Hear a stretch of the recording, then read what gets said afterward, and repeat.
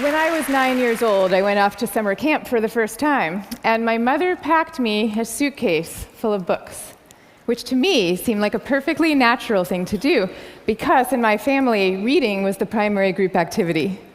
And this might sound antisocial to you, but for us, it was really just a different way of being social. You had the animal warmth of your family sitting right next to you, but you were also free to go roaming around the adventure land inside your own mind. And I had this idea that camp was going to be just like this, but better. I had a vision of 10 girls sitting in a cabin, cozily reading books in their matching nightgowns. Camp was more like a keg party without any alcohol. And on the very first day, our counselor gathered us all together, and she taught us a cheer that she said we would be doing every day for the rest of the summer to instill camp spirit. And it went like this. R-O-W-D-I-E, that's the way we spell rowdy, rowdy, rowdy. Let's get rowdy. Yeah. So I couldn't figure out for the life of me why we were supposed to be so rowdy, or why we had to spell this word incorrectly.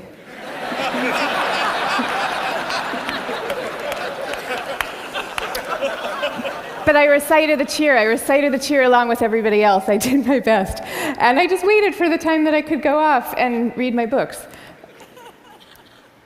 But the first time that I took my book out of my suitcase, the coolest girl in the bunk came up to me and she asked me, "Why are you being so mellow?"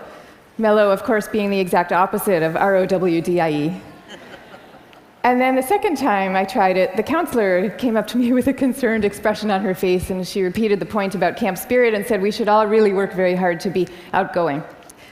And so I put my books away, back in their suitcase, and I put them under my bed, and there they stayed for the rest of the summer. And I felt kind of guilty about this. I felt as if the books needed me somehow, and they were calling out to me, and I was forsaking them. But I did forsake them, and I didn't open that suitcase again until I was back home with my family at the end of the summer. Now, I tell you this story about summer camp. I could have told you 50 others just like it. All the times that I got the message that somehow my quiet and introverted style of being was not necessarily the right way to go, and that I should be trying to pass as more of an extrovert.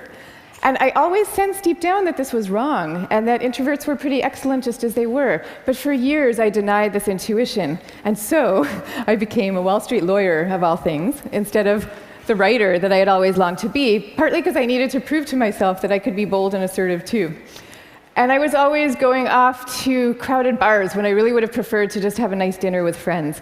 And I made these self-negating choices so reflexively that I wasn't even aware that I was making them. Now, this is what many introverts do, and it's our loss for sure, but it is also our colleagues' loss and our community's loss, and at the risk of sounding grandiose, it is the world's loss, because when it comes to creativity and to leadership, we need introverts doing what they do best. A third to a half of the population are introverts. A third to a half. So that's 1 out of every 2 or 3 people you know. So even if you're an extrovert yourself, I'm talking about your coworkers and your spouses and your children and the person sitting right next to you right now. All of them subject to this bias that is pretty deep and real in our society. We all internalize it from a very early age without even having a language for what we're doing. Now, to see the bias clearly, you need to understand what introversion is. And it's different from being shy. Shyness is about fear of social judgment. Introversion is more about how do you respond to stimulation, including social stimulation. So extroverts really crave large amounts of stimulation, whereas introverts feel at their most alive and they're most switched on and they're most capable when they're in quieter, more low-key environments. Not all the time, these things are an absolute, but a lot of the time.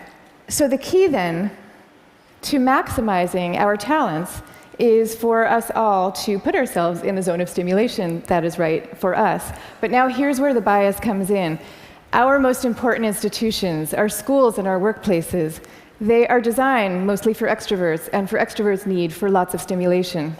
And also, we are living through this belief system. We have a belief system right now that I call the new groupthink, which holds that all creativity and all productivity comes from a very oddly gregarious place.